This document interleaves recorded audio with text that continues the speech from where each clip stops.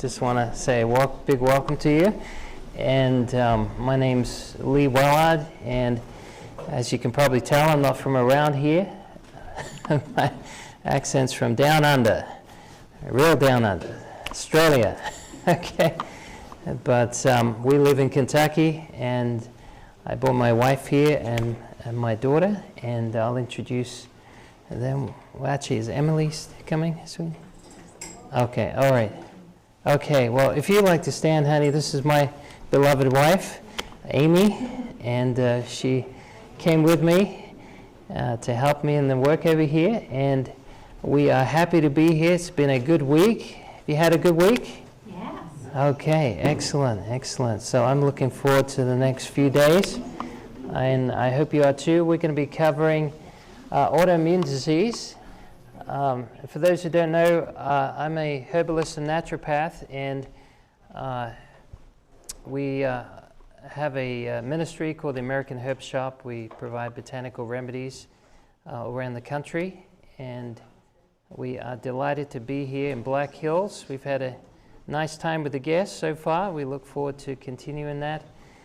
And I'm going to try to condense a couple of things in tonight. I've got a lot to get through, so I'm going to have to talk quicker or click faster. One of those two.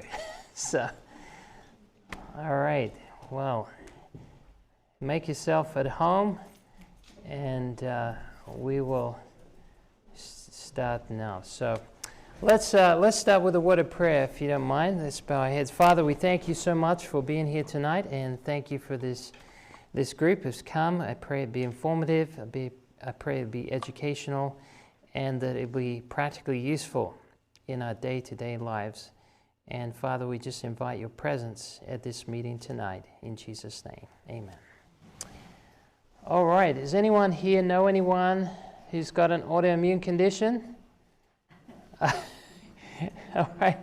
It may not be you, maybe the person sitting next to you, right? So I hope this is going to be a help. I'm going to cover a lot of information. Some of it you may miss. If you want the presentation, you can come and see me. I'm happy to share it with you.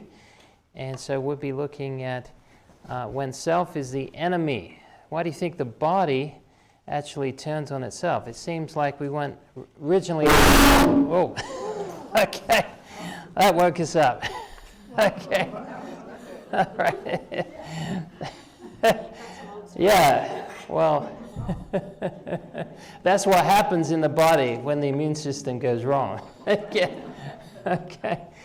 So, so autoimmune is, as you know, when the body turns on itself. So there are a number of things that cause this, and it has a lot to do with inflammation, okay, and affecting the cellular communication between the local tissue and the white blood cells. And inflammation can do that. So we're going to be looking at a lot of things that can cause that.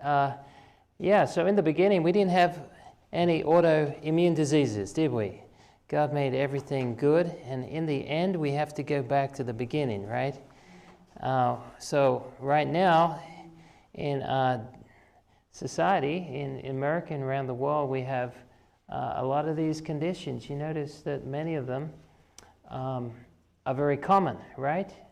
You see any common ones there, like Crohn's and inflammatory bowel and fibromyalgia? Actually, is arthritis up there? No, it's not there, but rheumatoid is up there?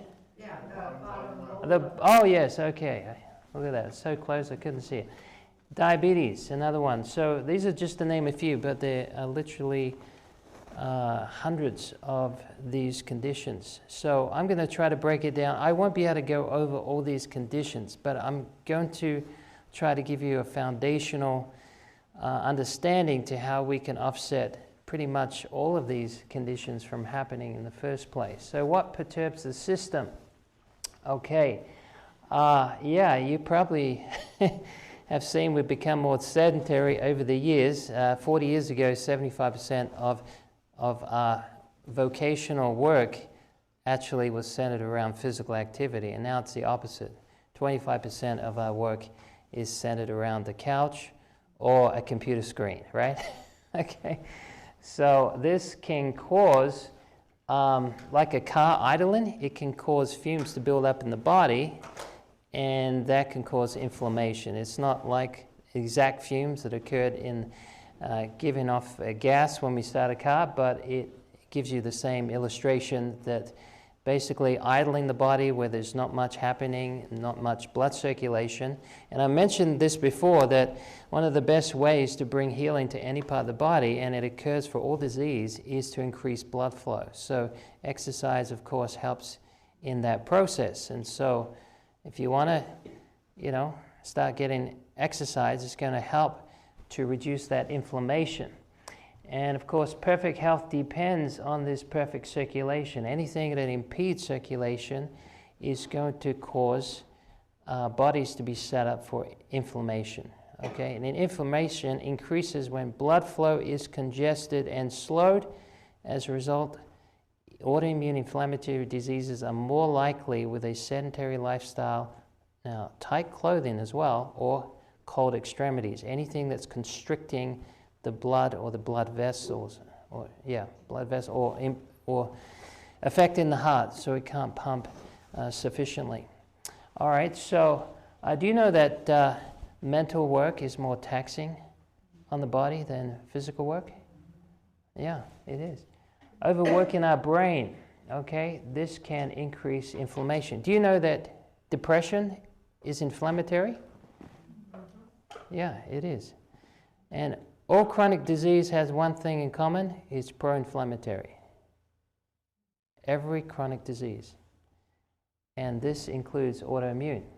Inflammatory diseases are significantly more active in those doing mental work compared to those who are in physical labor. And for those who like to take notes, we got references down the bottom to medical journals to validate what is on the screen here.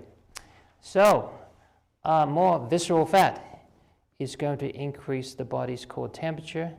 It may only be 1 degree depending on the level of fat that we have, and this pushes inflammation, and this creates oxidation, and this in turn can lay a foundation for more miscommunication between the immune cells.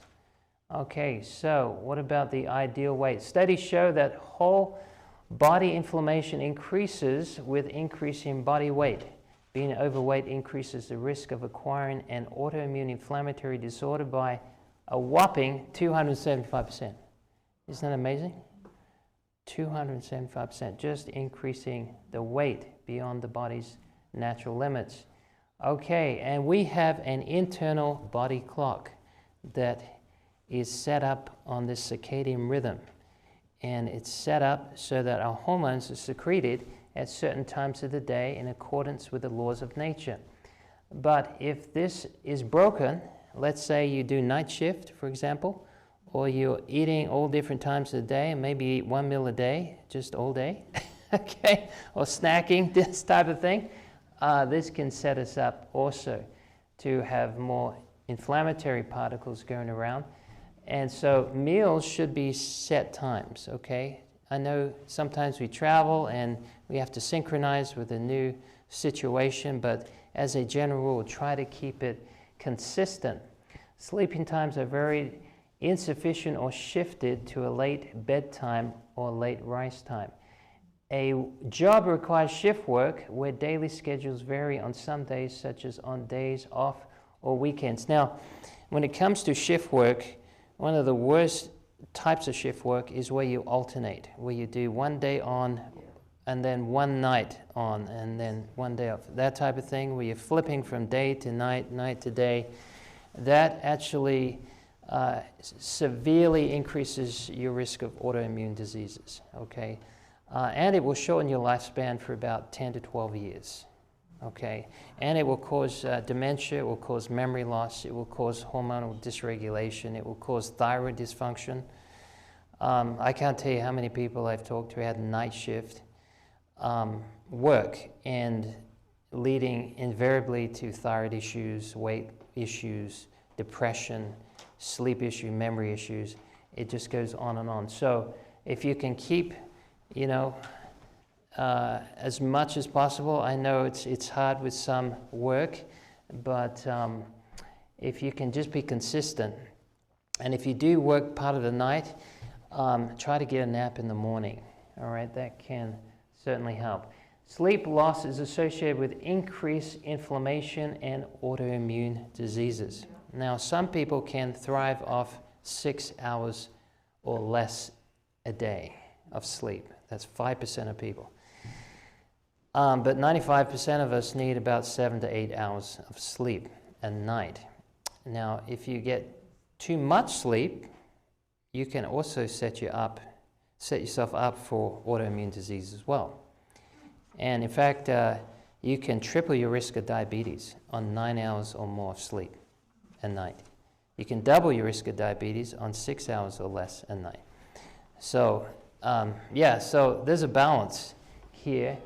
As I said, some people can function normally, all right? But we don't want to function abnormally unless then we need, especially when we can avoid it.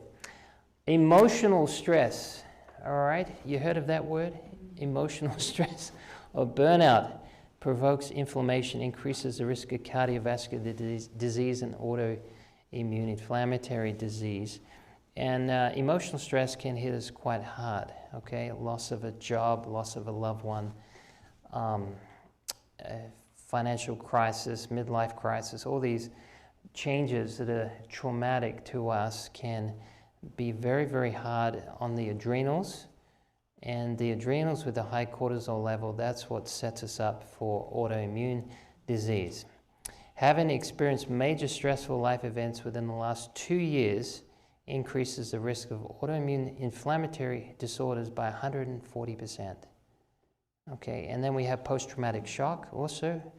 And I remember after 9/11, there was a lot of people having heart attacks 1 year after that, post-traumatic stress disorder. So sometimes it doesn't hit us straight away because the body's in so much stress that it has to survive, it has to cope. And often it's when we're resting, when our body's in a chance where it's out of danger, that's often where the body starts to show the effects of that stress. Okay, could I have 12,000 units of antioxidants with that fried chicken and large fries? Okay, you get the picture. A deficiency of antioxidants favors oxidative stress because antioxidants stabilize free radicals and they prevent us from rusting out on the inside. And so this can lead to an increase in autoimmune diseases with low antioxidants, right? So things like vitamin A, vitamin C, vitamin E. Oxidative stress kills cells. The immune system then makes antibodies to their spilled DNA. All right, so this is how the mechanism is set up to alter the DNA, and of course you alter the DNA and you can't correct. If you don't correct that quickly, then cancer can set in. Many autoimmune inflammatory diseases are identified by the presence of anti-DNA antibodies. Interesting. This is working on a cellular level, and it's working also on that DNA of the cell. And because the more inflammation you get, the more changes can take place to that DNA. And thankfully, we have mechanisms to keep this in check. So we have little enzymes called editase. They zip up and down the DNA looking for typing mistakes, just like an editor reading a book. And if they find some, then scissor enzymes are notified, and they come along, splice that out, gets put back together, and you know nothing about it. You slept through the whole process. Okay? And this happens countless times every day, and we don't have any problems until there's more damage done than the body can repair. And that's when things can come into play, like cancer, for example. Okay. Be careful of too many condiments and spices and things like shop-bought refined salt. Yes. Salt is good, but not all salt is created equal. And the stuff you buy in the store is just sodium chloride with a bit of aluminum in there. Aluminum, by the way, is not something we need in our body. Okay?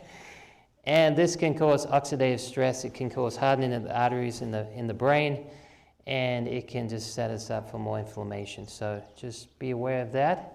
Having too many hot peppers. I'm in favor of hot peppers like cayenne as a medicine, but you want to be careful having them as a food too much when it's too strong. Caffeine is another one. Once inflammation starts in the body, caffeine can accelerate it, get that, by 300 to 600%. Wow, who would have thought of that? Caffeine. Isn't that stuff good for us? It keeps us alert, gives us energy, okay? But it whips our adrenal glands. You seen one of those jockeys that get the horses across the finish line? Well, it's just like caffeine. It's that whips the adrenals, gives us a little energy, short burst of energy, but then it throws you off the cliff at the end of the day, completely collapse. Alcohol also can increase free radical formation, and the whole body can be affected by this. Well, isn't grape juice or alcohol got resveratrol? Isn't that good for us? Well, yeah, it's in the grape. You can get resveratrol, but you don't need the alcohol, okay? Yes. Wine can be especially aggravating, worsening such inflammatory diseases as cancer, and of course, smoking. You know how many chemicals in a common cigarette? 3,000 chemicals. Nicotine is just one of them. Yeah. If you can get someone to stop smoking for just 10 minutes at a time, because the temptation to smoke, it lasts for about 10 minutes. And if you can keep them distracted for 10 minutes, you can, if you can do that a few times a day, because it happens a few times a day, if you get past 2 days, that nicotine's out of your body. After that, it's psychological addiction. It's not chemical addiction. Yeah, so the good news is you can get off. But I'll be honest with you, getting off cigarettes is the most challenging addiction for anyone. Even heroin is easier to get off than tobacco. And they actually make it that way. So it's very hard to get off once you start. All right, so anyway, it's bad news for the immune system, put it that way. So if you look at these social drugs, coffee, alcohol, tobacco, okay, look at the risk associated with this, okay, just common use, 118%, 98% alcohol, tobacco, 65%. You put them all together, one paves the way for the other. If you have coffee, you're more susceptible to have an addiction for cigarettes, and vice versa, and alcohol as well. So mold is another one. Mold, get this. Mold in the environment increases the risk of autoimmune inflammatory disorders 180% for the lungs and 380% for joints. Now, 1 in 4 houses have mold in the United States. Serious mold. Okay, so you want to deal with this because mold is very, very hard to get rid of once you get it in your lungs. You can get rid of it, but it's going to take time. It's not going to happen overnight. But I have seen so many people who have respiratory problems, immune suppression, mental fog, having trouble breathing, even trouble getting out of bed in the morning because of mold. All right, so you got to deal with the mold. Try to get rid of that as soon as possible. Make sure you get sunlight exposure, fresh air circulating. Because once this sets in your walls of your house, it's very hard to get out. All right, so make sure those basements are looking clean of mold. Shade trees, shrubbery, close and dense around the house, leaves decaying, compost heaps, sauna baths, wet basements, swamps, and lowland, all sources of inflammation. All right, don't we love this stuff? Aflatoxins, okay. Yes, aflatoxins they're not just in peanuts, by the way. They can be in cheese, wine, vinegar, any food created by rotting or fermentation. And aflatoxins can create autoimmune disorders. All right, also too much oil and vinegar. Most of the oil you get in the store is not true olive oil, even if it says so. You really want to make sure that what you're getting is the true stuff. It should be colored, slightly green, and a little sediment in there. All right, but many of the oils and vinegars can cause fermentation, or they can be rancid, and they can compromise the immune system. And also snacks as well. Fried potatoes, salty snacks, desserts, processed meats, among the top instigators of elevated oxidative stress and whole body inflammation.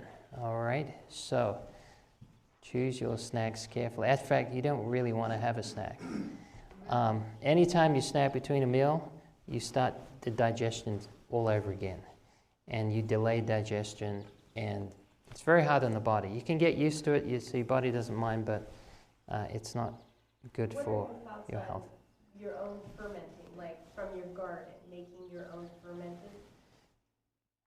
You mean like fermented sauerkraut, things like that? Carrots, sauerkraut. Yeah. You can do just about all of that. It's just a You know, brine.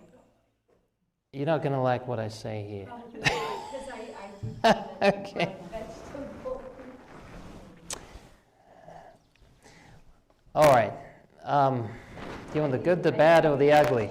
All right. So with fermentation, now there is natural fermentation that takes place in the body, in the bacteria, in the small and large intestine.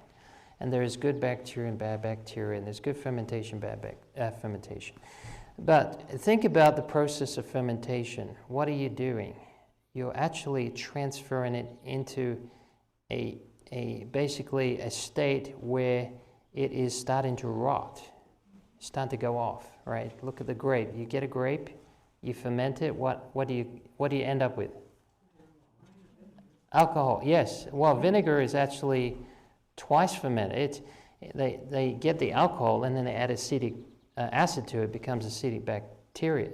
They add acetic bacteria to it. It becomes acetic acid. So you spoil something when you ferment it naturally, right? It's decaying. If you look in the Bible, you'll find that fermentation is a symbol of something bad going off. It's like they used to take the leaven out, destroy the leaven because it represented sinfulness. So personally, there are some things that are more dangerous than others, but as a general rule, I just stay away from fermented products. Just because it's, you always transfer it to a state where it's more deteriorated than you previously started with. So that's my 2 cents worth. I can talk more about it in person with you, but you look at all the fermented products. You look at vinegar, for example. It really plays havoc to the body. It can affect iron absorption. It can interfere with digestion. It can affect the hydrochloric acid production.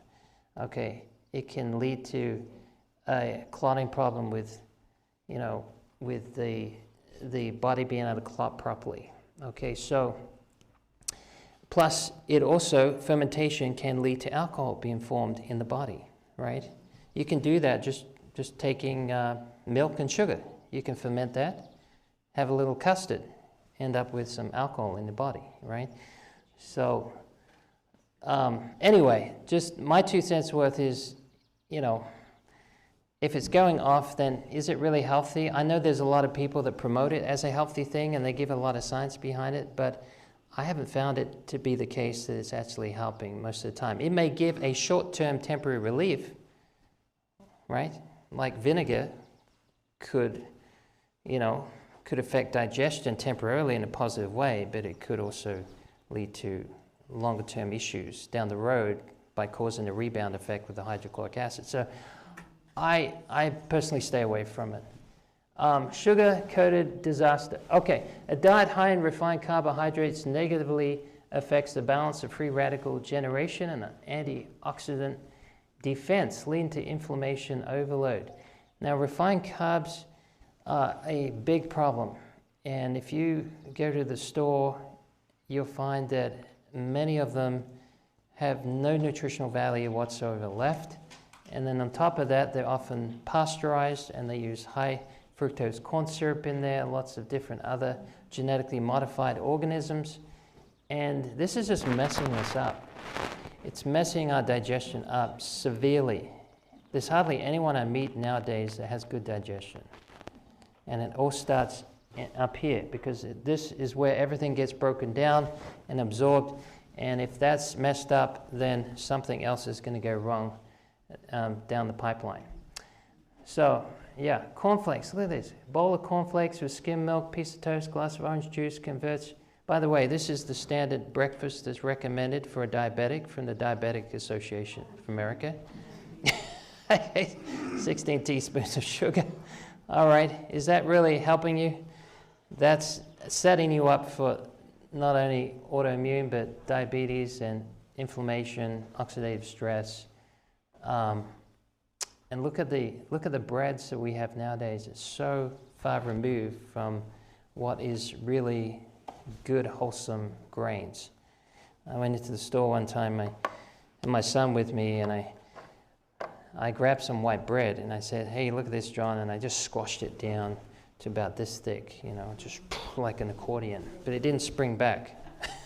I felt bad because I left it on the shelf, But anyway, I get another one, and it bounced back. I said, that's what it should be like, right? You should have the fiber there, because it's not just a broom. It helps regulating blood sugar. It helps lowering inflammation. It helps take out toxins out of the body. And also you've got the bran there, you've got the minerals there, the magnesium there, the zinc there, the good source of oils and vitamin E and selenium and all these types of things that can help. Unfortunately, whole wheat has been perverted nowadays. So it's not the same, all right, because they've genetically modified it. And then they put glyphosate in there. And then you end up with a antibiotic in your stomach from the pesticides that you've just eaten through the wheat. So be careful. I'm not against grains, just choose them wisely, okay? So fiber and magnesium deficiency associated with a 300 to 400% elevation in inflammation. So that's good to know. That means that if you can include that back in your diet, then you can reduce the inflammation, right? And then look at this, sugar. These are some of the top causes of inflammation and autoimmune as far as foods go. All right, look at that. All right, vegetable fat is on the least there, but look at that sugar. Most sugar now is from GMO beets, genetically modified beets. Now there is a lot of sugar cane as well, but this is a big problem because most Americans are consuming about 3 pounds of sugar per week. And it's highly inflammatory. It's highly, highly inflammatory. And so, and cholesterol, oxidized cholesterol, eggs, saturated fat, soft drinks. Soft drinks, a big one. You can put on 30 pounds of fat every year just consuming 2 soft drinks a day. All right. Am I standing on anyone's toes? Okay, I hope not. I'm just sharing this information. What you do with it is up to you. But look, you just have to replace it with the good stuff. That's all. You just have, I'm not saying get rid of your oil, or just get a better quality oil. If you have a sweet tooth like me, use some natural unprocessed honey, or maybe you could use some coconut sugar or date sugar, or even better, have some fruit. So, God doesn't want us to feel unsatisfied. He says He satisfies every living thing, and that includes food, right? So, the problem with oil is it's so highly refined and it's heated to such a high temperature that it ends up converting unsaturated fat to saturated fat, and this does oxidative stress in the body, and this can promote an autoimmune response. So it can also knock out those double bonds and cause trans fats. So if you look at the packets on the products you buy, often they say 0 trans fats, and that says per serving. But if they can get the serving size so that the trans fats is under 1 gram, they can technically put 0, and it can be full of trans fats, but you just don't know anything about it. You're totally ignorant to how much is in there.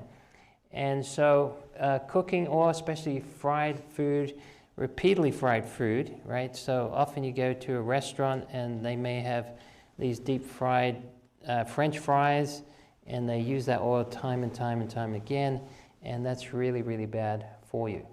And these trans fats, they can basically cause oxidative stress in the body, require more antioxidants from the body to help stabilize the free radicals, and they can do vascular damage in the inside of the endothelial cells. Ice cream is one classic way to help with atherosclerosis and set yourself up for autoimmune diseases. And this is a big issue. I think the government ought to know about this, don't you? Okay. All right, so what about cheese? All right, you've seen a block of cheese. I used to love cheese, have those cheese pizzas. You could eat all you want for $5. And do you think you stop at one piece? I eat the whole thing, right? 12 pieces, and then you feel it in your stomach 13 hours later. Yeah, it feels like glue, right? It's very hard to digest, and this type of oxidated cholesterol can be very damaging. Set yourself up for autoimmune reactions. So, plus they can cause allergies. A lot of your upper respiratory tract allergies, and one of the number one foods associated with heart attacks is cheese. And I've seen surgeons pull these long threads of cheese out of the arteries after someone's had a major heart attack. It's very, you don't want to see that after you've just eaten, especially in cheese.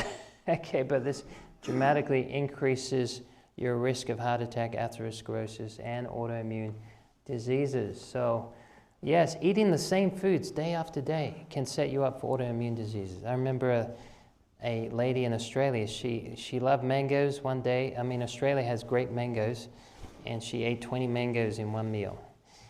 And she was allergic to mangoes after that. She had a reaction. And if you eat the same foods time and time again, it's just like living with your in-laws 24/7. It sets up some reactions. Okay, so you need a break. You need some healthy break. And so if you're exposing your food to the same chemistry day after day, it can actually turn some of the good food into something that you get an allergic reaction for. And you can actually reverse that, but it's going to take some time because the body gets very sensitive to foods that are continually flooding the system. Even things like oatmeal can happen too. Having too much variety of food, that's another problem. I remember when I was in Japan, Japanese have the highest incidence of stomach cancer in the world. And they traced it back to the amount of varieties of food they ate.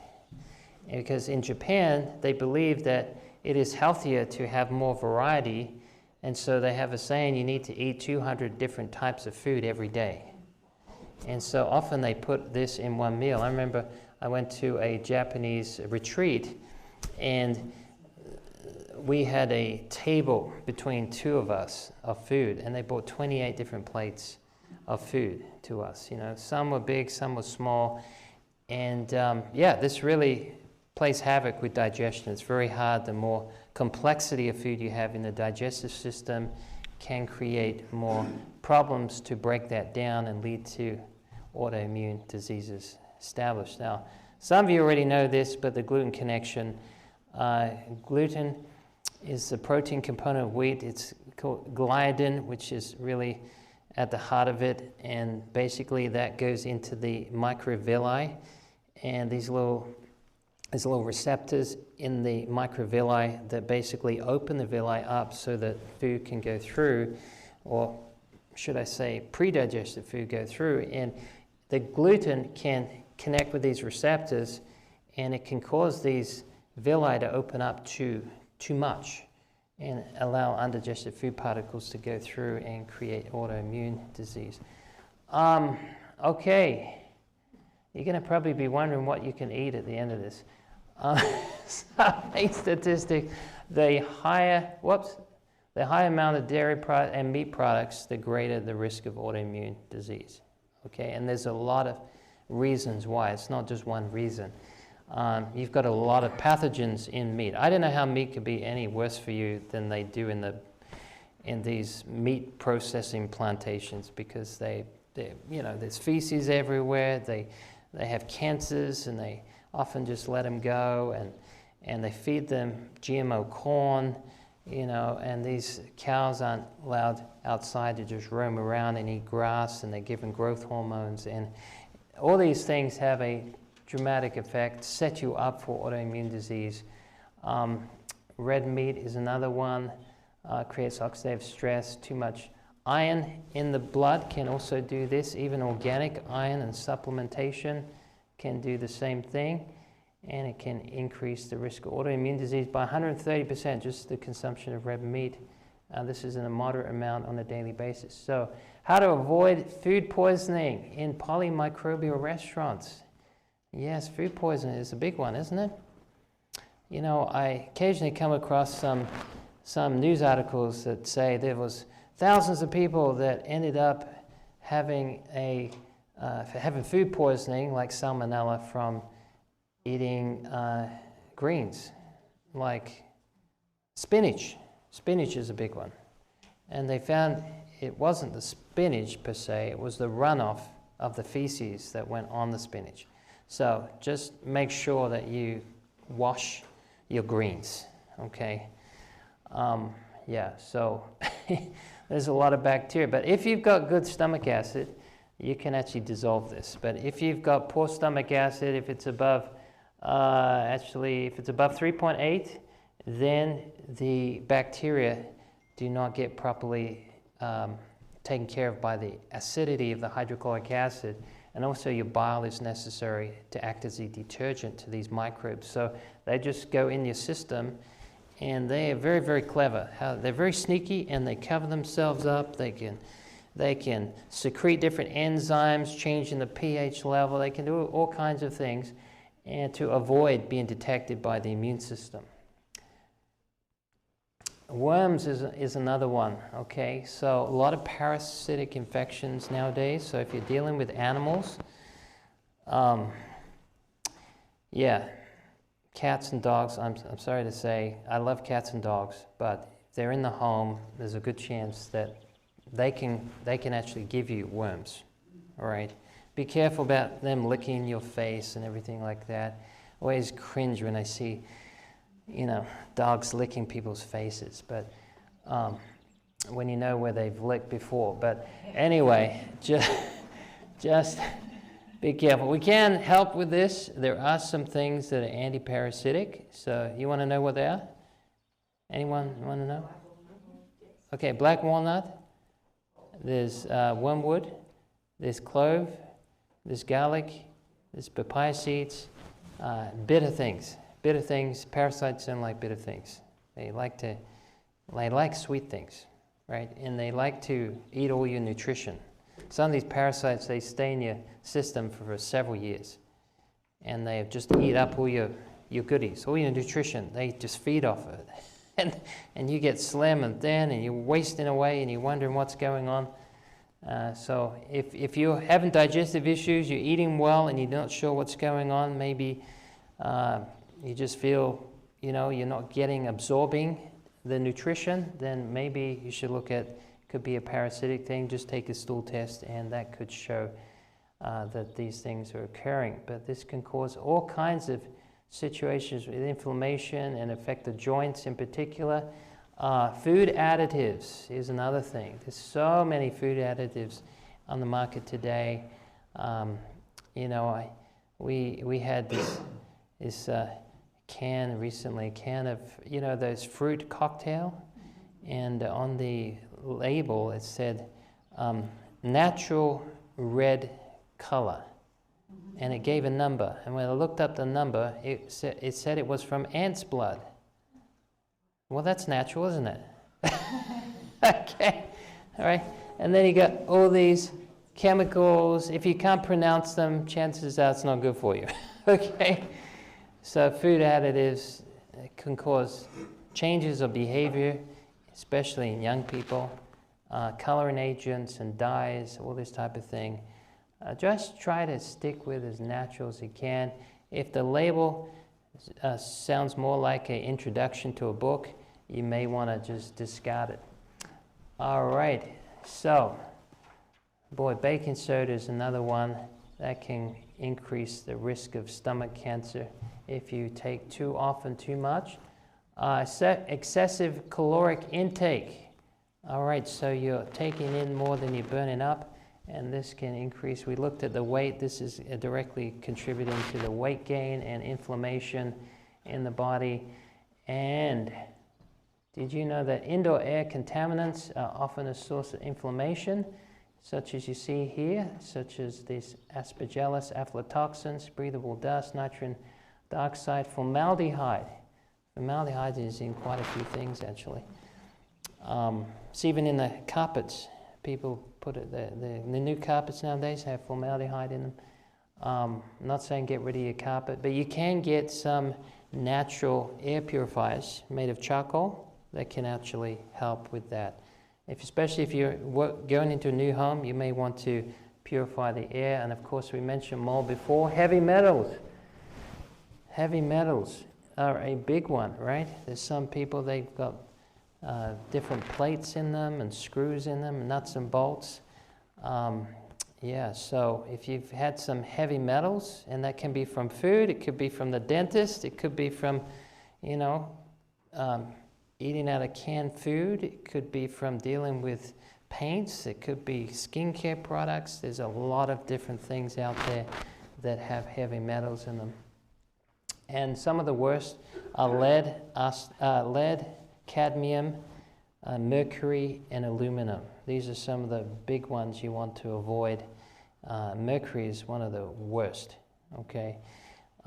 Methylmercury is very, very toxic. It can destroy nerves very, very quickly.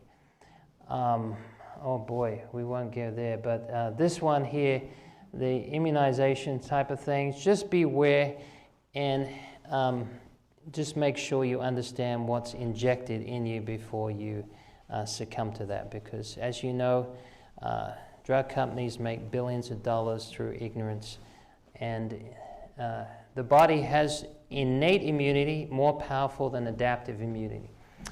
And so if you follow the laws of health, you're going to have a greater ability to withstand pathogens. Okay, and then also okay, there are many chemicals in the environment. Some chemical, I think I mentioned this before. I went one day to go and get some hair dye. This was before I was married. And it started worrying me with these gray hairs coming up. I used to cut them out with the scissors, but then they started multiplying. And I thought, I need to get some hair dye. So I went to get some hair dye. And then it said, put your hands in these gloves, and then put the gloves in this other set of gloves, and then you can put it on your head. And I'm thinking, well, I need 2 sets of gloves to put this stuff on my head. And thankfully, I ended up avoiding that, and my wife liked my hair. So that all worked out for good. But anyway, so be careful. Things, you know, hair dyes and coloring agents and skincare products can cause problems. They can have heavy metals, and nearly all of them have toxicity levels that express themselves in the nervous system and endocrine system. All right, so yeah, this is a big one here. Sodium lauryl sulfate. This is in nearly all your shampoos, by the way. Okay, and then, okay, chest pain. Should you be worried? Because inflammation not only affects the bones, it affects the connective tissue and joints, but heart muscle as well. Okay, so if you've had a heart attack, this can increase your risk of autoimmune by 220%, sudden cardiac death 95%, and congestive heart failure 90%. So often this has to do also with medications that can contribute to this as well. Osteoporosis, thinning of the bones. You know, I've heard it be said that you can't get away from osteoporosis. You know, sometimes the doctor says you'll have it the rest of your life, you're going to have it, there's no avoiding it, but I believe we can avoid it. don't you? I think there are some things we can do. In fact, there are ladies in Africa who have very little calcium, but some of the strongest bones in the world, and they're carrying heavy things. They get their calcium from yams, which isn't a very large amount of calcium in, but our problem is that it's not that we don't get enough calcium, it's just that we're losing a lot of calcium, and we're losing it through the lifestyle, through the acid foods, through the stress, through the pop sodas, through the caffeine and all the adrenal effects of having high cortisol levels. Okay, so many medications also laying a foundation for autoimmune disease. Did you know that? There's lots and lots of medications that can cause that. So we can exercise. Strength-resistant exercise is one of the best ways to strengthen your bones and avoid osteoporosis. Okay, and the fresh air, getting outside, physical activity. Vitamin D is great, not only for the bones, but also it helps modulate the immune system, and it's very good if you've got autoimmune disease. Now, some of you may think, well, what about lupus, systemic lupus? Aren't you supposed to keep out of the sun? That could be harmful. Well, guess what? If you have sun in moderate amounts, you don't have to worry about it with lupus. What you have to do is just take more frequency, less often. But you need vitamin D. If you don't get vitamin D, you'll be dead. So we need it. We need sunlight. If you can't get out in the sun, you're going to be dependent on a supplement. So this reduces inflammation in the body. 10% of our genes are actually dependent, 20% of our genes are dependent on vitamin D for healthy regulation of gene expression, and vitamin D deficiency increases many common cancers and also multiple sclerosis, rheumatoid arthritis, autoimmune, hypertensive, cardiovascular heart disease, and type 1 diabetes, which of course is autoimmune as well. It is recommended that at least 25% of your skin should be exposed to sunlight for 20 minutes each day. Now, if you're darker skinned, you're going to need more than that. The problem is some people have enough sun, but they don't actually convert it to what we call the active vitamin D, the 1,25-hydroxycholecalciferol. And that is what the body uses as in an active form. And if there's problems with digestion, if there's problems with the kidneys, if there's problems with the liver, if there's problems with the mother-in-law, this can be affected. Okay, so stress, that's what I'm saying. Stress can affect vitamin D significantly. So exercise is very important, for reducing inflammation, and it's good for helping with every disease, because especially walking, because you're getting every organ receive greater blood supply.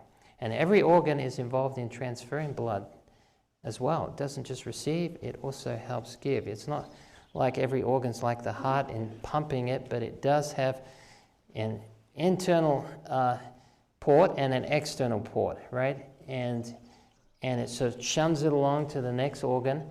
And it's very, very important to walk, because all the organs are brought into a healthy tone when we walk. All right?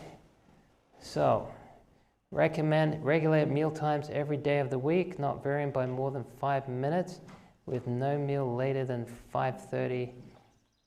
This will help you with digestion. We recommend regularity in exercising every day of the week, including days off and weekends.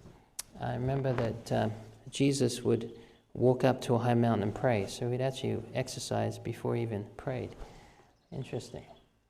So sleep. Some of us don't get enough rest, right? That is a big problem. If you're on your feet for more than 10 hours a day, you have a high increase of heart disease, and you have a high increase for autoimmune diseases.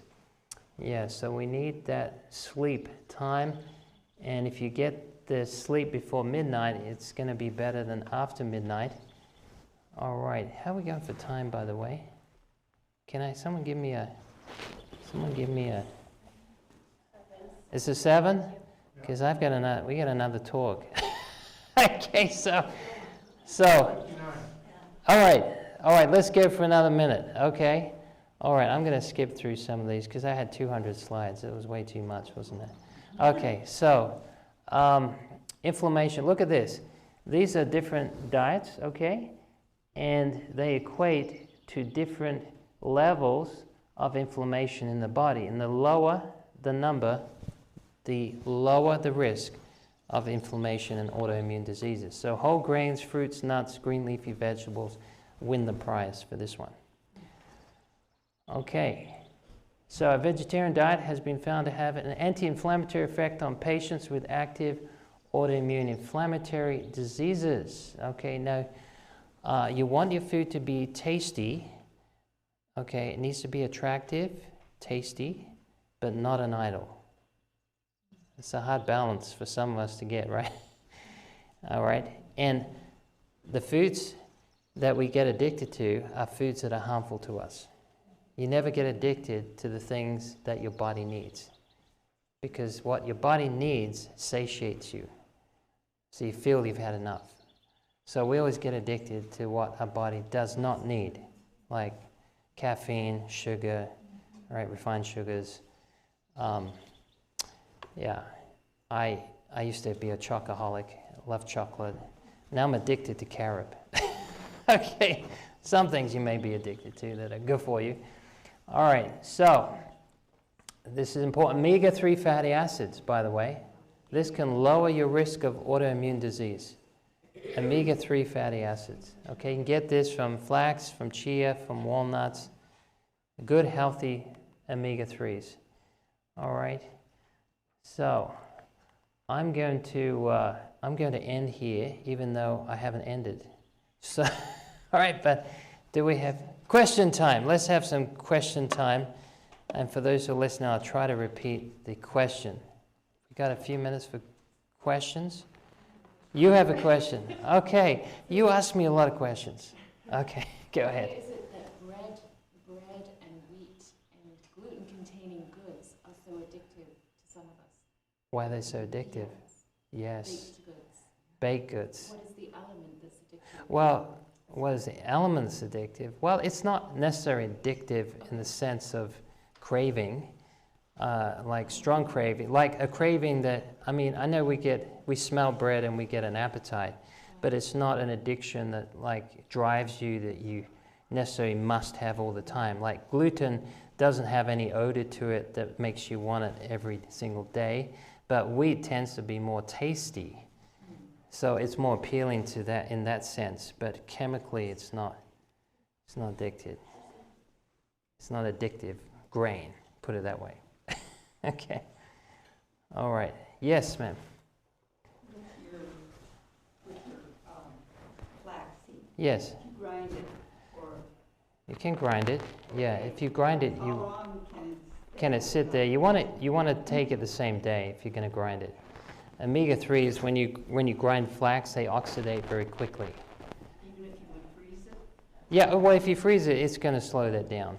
Yeah, but if you expose it to normal temperature, it's going to oxidate. So your omega-3s oxidate first, then your 6s, then your 9s, and so you're not going to get as much nutrition, and they can go rancid in a short amount of time. It may take 3 days before that happens, but it's going to go off.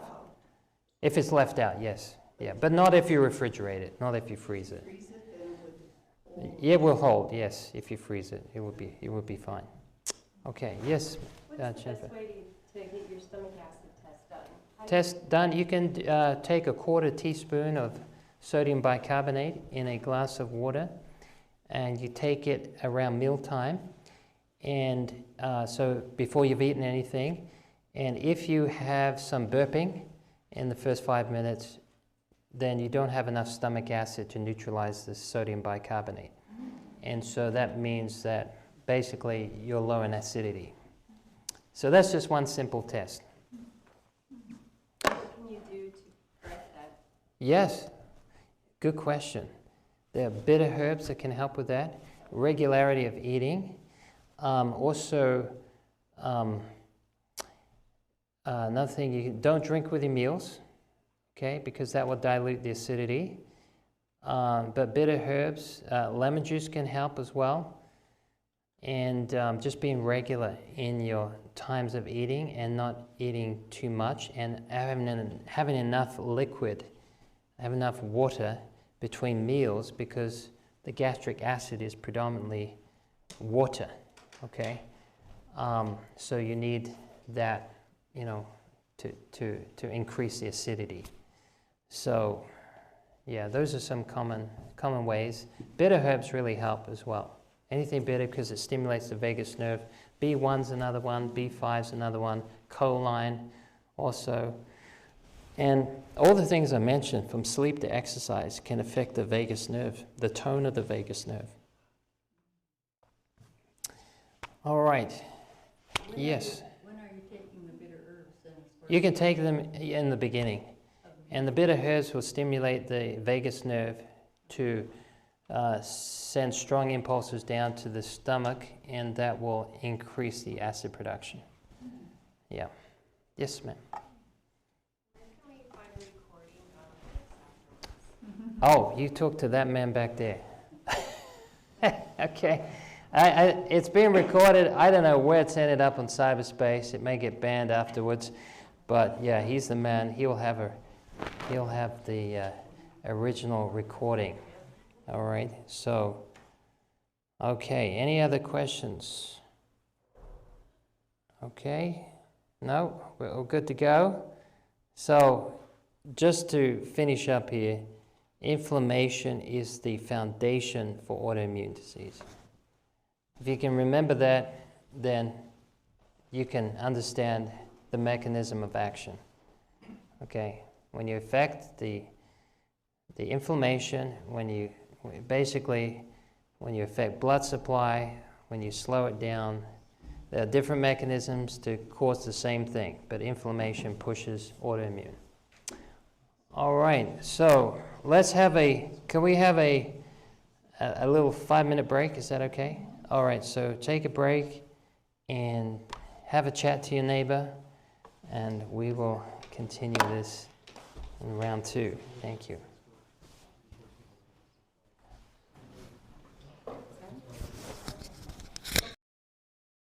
All right, well, you know, I felt strongly impressed to sort of change the topic a little bit tonight. Hope you don't mind. I'll try to bring it home, and you'll learn some things about the topic without actually me dwelling as much on it, because I've been talking about hormones all week. And many of you haven't been here for the topic.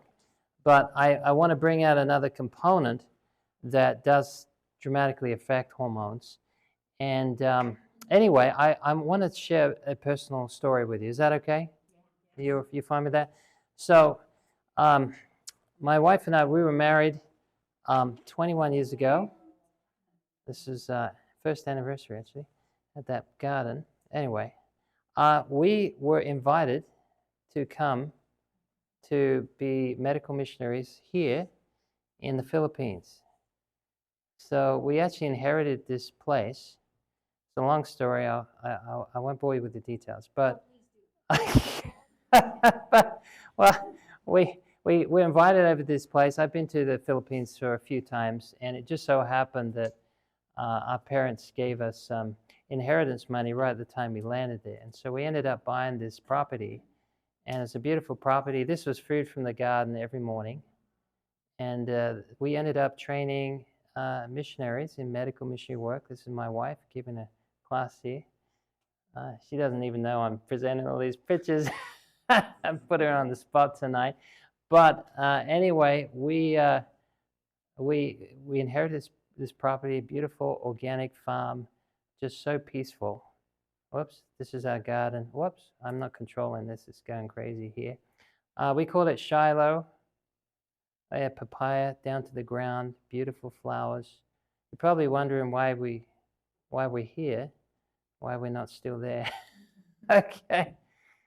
But anyway, it was, we turned it into a little bit of a wellness type of place, and we had students that were trained in hydrotherapy and massage and nutrition and physiology. And so this was our home for a few years. And so Basically, what ended up happening is after a few months being there, my wife got really sick and she couldn't sleep past midnight every night for nearly 6 years. It started here. We were on really good food, healthy program, you know, all the laws of health, exercise, sunlight, fresh air, organic gardening. You couldn't have asked for a better place to do it. And yet my wife got terribly sick to the point we had to leave this place, ended up going back to England. Wife got pregnant, we lost a child. It was just a lot of stress and trauma at the time. Anyway, it led us to, and the reason I'm sharing this background to you is because it led us to realize God led us on a journey. Okay, and at the time when you're going through a major crisis or something that is traumatic, oftentimes you try to process it and you can't sometimes figure out why. And that leads to a lot of mental torment sometimes. And it's often not till we're past that, and for different people it's different times. And so it was several years before I even could make sense of it. But it was a big question mark in my mind. Why, God, did you bring us here? Why did all these disasters happen? What was the purpose of all this? It just felt like a failure. And yet God, in His mercy, turned this into one of the greatest blessings. And so I'm going to invite my wife to come up and pick up where I left off and just share some of the experiences that ended up happening to her, because through it, God always has a plan. And this affected her hormones, this affected her sleep, her energy level, her mind. And in the process of this, God had a very beautiful experience to bring her through. And so I just wanted to pass the baton to my wife here and just have her share her story, because if it wasn't for this experience, we wouldn't actually be doing what we're doing today. So I just let her, okay, okay, I'll let you take over. Thank you, honey. Up here? There you go. Feels like a long way down there. Well, good evening, and I'm Amy, and it's a privilege to share. I'll keep this story succinct and to the point by God's grace. So, yes, by way of introduction, a kind of segue to add to what my husband's saying, I think one of the most important components, if not the most important component in health, is the spiritual aspect, and where we are spiritually, where we put our faith,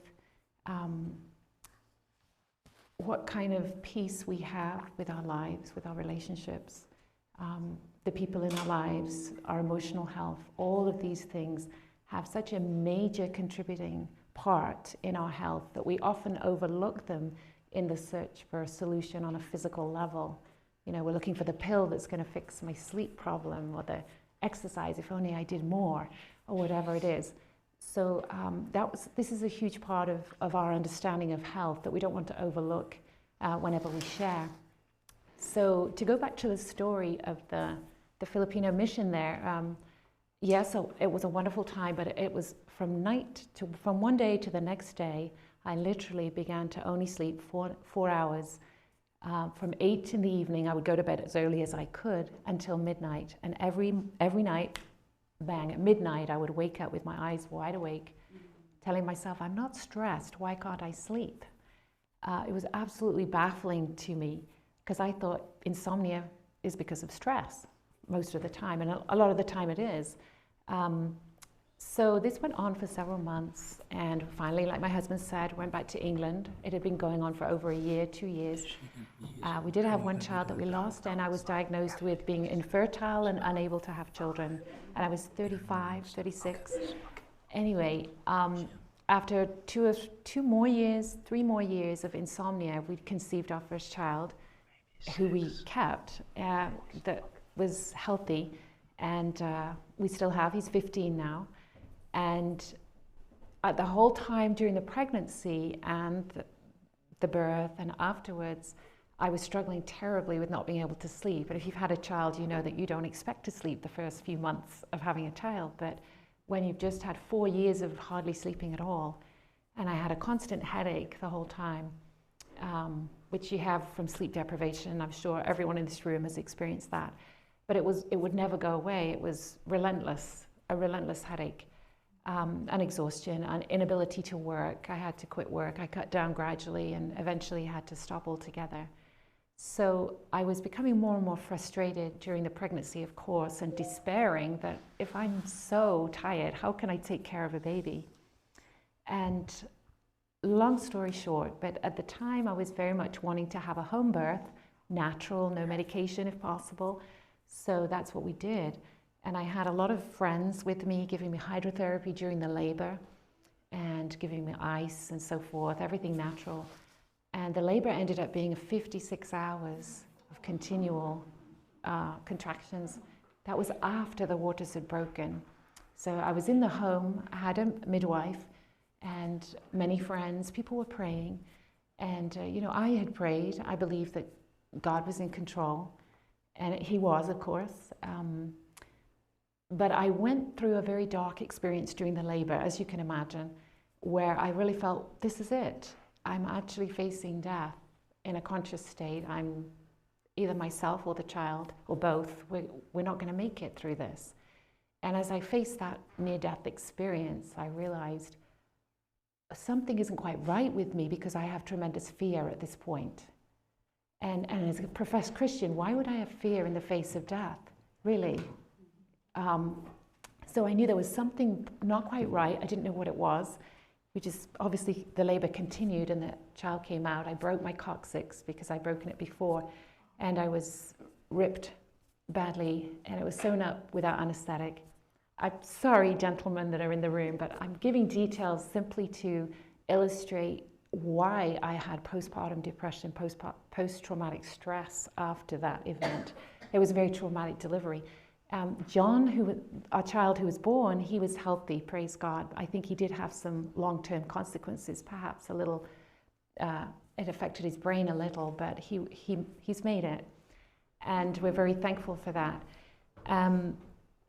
So after this traumatic delivery, I thought, great, it's all over. I'm going to get better now. Everything's going to get better.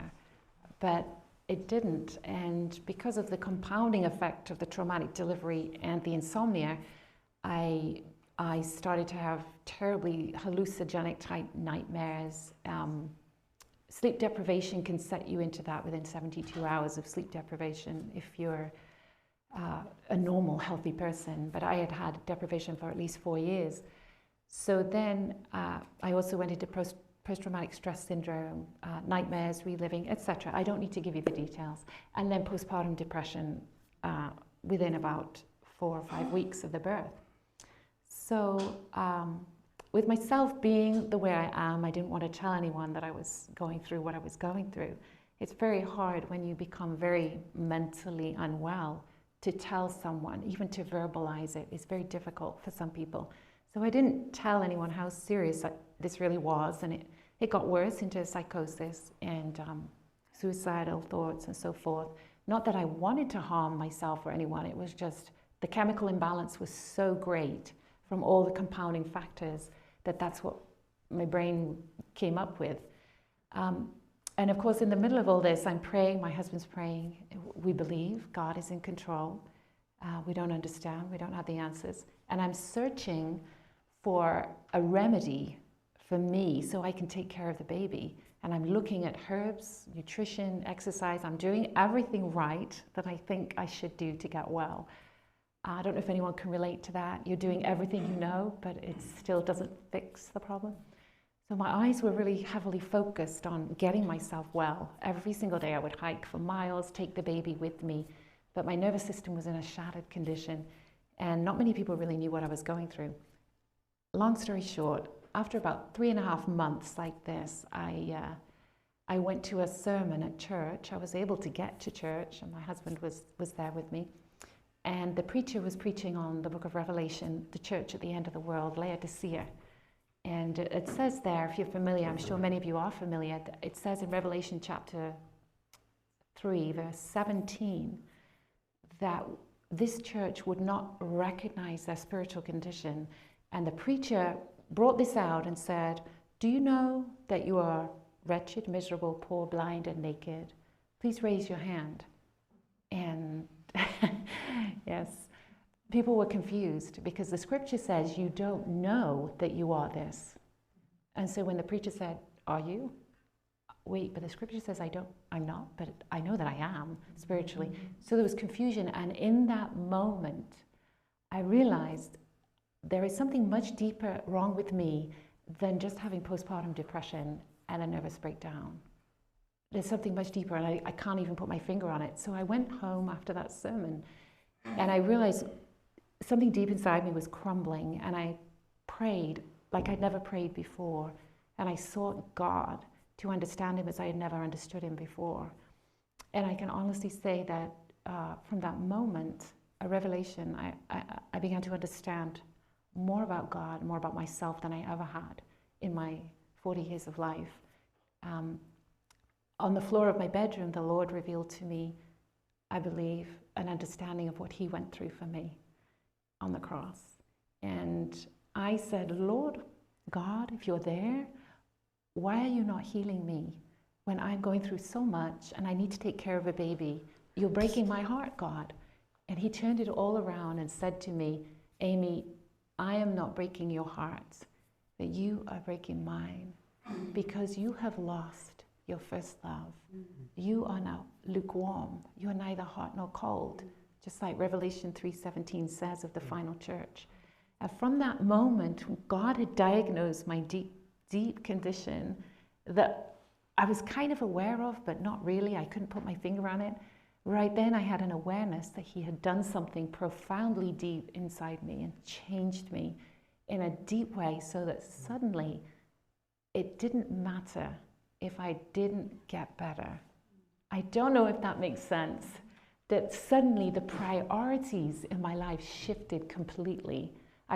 Prior to that, I was completely focused on getting well. Nothing else mattered, but I have to be well so I can take care of my baby. But all the time, God knew he was going to take care of my baby. Even with all my brokenness, or with all my issues, and all my problems, he was going to do it. But he needed to get to the deeper core health problem that I had, which was spiritual. And I share this to encourage all of us that, you know, often we don't understand the journey, we don't understand the pain, why, and the process and where he's taking us, where God is taking us, is of far greater significance than the immediate healing that we so much desire and that he does want to give us as well, but it's secondary to his desire to heal the soul. And I think on my bedroom floor, God took my heart that I had thought I had given to him. I thought it was his. I thought I was completely surrendered to God's plan for my life. I mean, after all, I've been a missionary, right? But just doing for God does not equate to really loving God and being in love with him. So after that experience, I felt like I was the baby again. And I spiritually was needing to grow and understand and learn. Of course, I was searching the Bible every day. And I said to the Lord, are you going to heal me now? Because now I understand that you've done deep heart surgery in me where I've fallen in love with you again. So am I safe for you to heal me? And can God trust me with health if he's converted my heart? And I was very nervous about praying that prayer for a while. But it took another 2 years of mental debilitation and insomnia. Only 4 hours, 3 hours sleep a night, every single night for 2 more years. But I can honestly say that though I was so desperate, I was nothing like the desperation I was before. And those 2 years became the sweetest experience of my life, learning to walk with God, learning to walk in in love, as I never had before. And it's very sweet. That was when the suffering became a sweet experience instead of a bitter one. And I just, wherever we're at tonight, I know that everyone's at different points, but wherever we're at, God has got it covered. And our journey doesn't take him by surprise. He's in complete control of everything we're going through and where he's leading us. And it's so encouraging to know that and to rest in that. No matter how bad it seems right now, we can rest in that. And I won't talk too much longer. I want my husband to share the hormonal facts and science that he's gifted at sharing. But I would add that when I was diagnosed as being infertile at 35, God had promised my husband that he would have a son, and that child did come when I was 39. And at the time, we didn't have any knowledge of how herbs can help us. I didn't know that red clover increases estrogen and can cause ovulation and pregnancy. So when it came to our second child, who's in the other apartment there, she's now 11, I took red clover and Vitex. Vitex is very progesteronic. It nurtures the uterus, and it enables the baby in the first trimester to be adequately fed so that the womb won't expel the baby, which I think is what happened with our very first conception. I was very low progesterone. So with the second child, we had Vitex, and that enabled my uterus to hold the embryo so she could develop. So Vitex and red clover are probably two of the best kept secrets, if you like, in women's health. IVF would be out of business if they knew that how effective Vitex and red clover are for fertility. I also use them for PMS in between the two pregnancies. I use Vitex for that. That really helps modulate premenstrual syndrome and regulates the cycle. It's probably one of the best herbs I know for menopausal issues as well. Not so much the hot flashes, but the mood swings of menopause. So wherever we're at, ladies, Vitex is such a good herb. I wish that I'd known about it 20 years ago, 30 years ago. So those two herbs really helped me through. And you may be wondering, did I get out of the sleep thing? So 2 years after I had John, in the middle of the night, I said, Lord, I really would like to be able to sleep. Would that be okay? Could you show me what can I do? And the Lord led me to my husband's textbook by a British man, David Hoffman. He's a scientist, a herbal scientist. And there's a passage in there, if the book fell open at nervous exhaustion. And when I read it, I thought, that's me. I have nervous exhaustion. What's for that? And it said oat straw. It's used for horses to make their coats shine and makes them very virile. It affects the hypothalamus pituitary axis. So it feeds the nervous system and then impacts the endocrine system. As soon as I read that, I said, oh, that's it, I've got to go and get some. So I went to the herb store the next day. I made a quart of tea out of oat straw. And that night, I slept 6 hours for the first time in 6 years. Yes. So I thought, this is working. I'm going to do it again the next day. The next day, same thing. I slept 7 hours. Next day, and I kept doing that. And I eventually got back to 8 hours sleep within about 2 weeks. Yeah. If only all insomnia could be cured that easily. But if you get the right cause for the insomnia, mine was mineral depletion from massive stresses over a number of years, and possibly poor diet. I don't know, in the Philippines, I'm not sure. So I was so grateful for that experience, so grateful that after that I ventured to have another child. So again, Vitex and red clover, we conceived Emily within 2 weeks of using those two herbs. So we've used them many times since with other women that want to get pregnant, and very often it's within the first cycle they conceive a child. And we also learned after that 56-hour labor with John, I thought there's got to be some herbs to shorten labor, to decrease childbirth pain, etc. So we did some research and we found squaw vine, the partridge berry for ladies. American Indians have used it for a long time, obviously. for quick deliveries and for toning the uterus. So we made a concoction with squaw vine, partridge berry, spikenard for pain, the same spikenard that was used to anoint Jesus. And was there one other in there? Red raspberry leaf to tone the uterus.